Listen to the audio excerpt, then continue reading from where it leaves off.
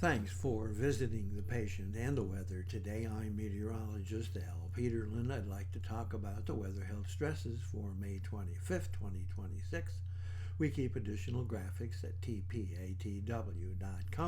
We maintain a storefront at Amazon.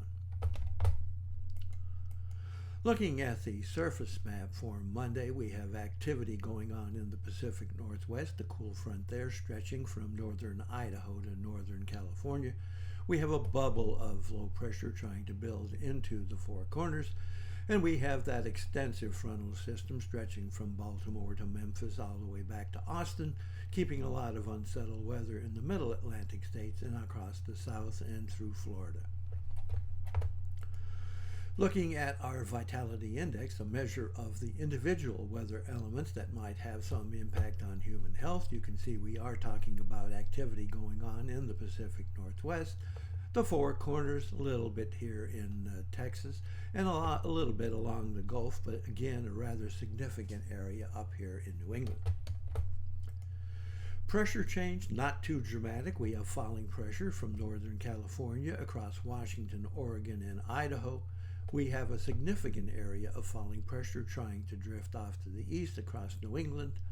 And then we'll finally jump down and look at temperature change. And temperature change, a little interesting also. We have some falling temperatures in the Four Corners, but we have rising temperatures here in the Northeast.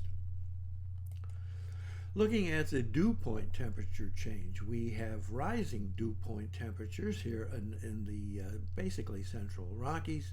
The vapor pressure map is showing very much the same thing. Instability is a little more interesting. We have still unstable air pushing up the plains, making all the way up into the eastern portions of the plain into Minnesota and Iowa. Also, we have a lot of unsettled weather here across Florida.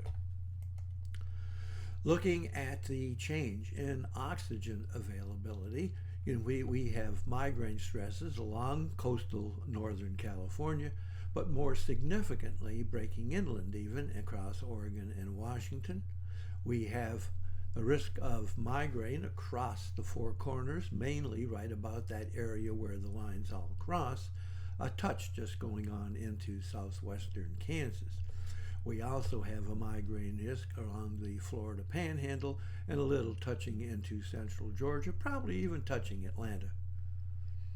Looking at the risk of asthma and arthritis, we have a significant area across the northern third of the nation, a little bit going on here in Wyoming, more significant across the Michigan Upper Peninsula in northern Wisconsin, lots in southern Canada, and then from Pennsylvania, Maryland, Delaware, up across New England, very significant here across New Hampshire, Vermont, and into southern Maine. We also have a little touch of asthma and arthritis here in Louisiana and Mississippi. Thanks for visiting the patient and the weather.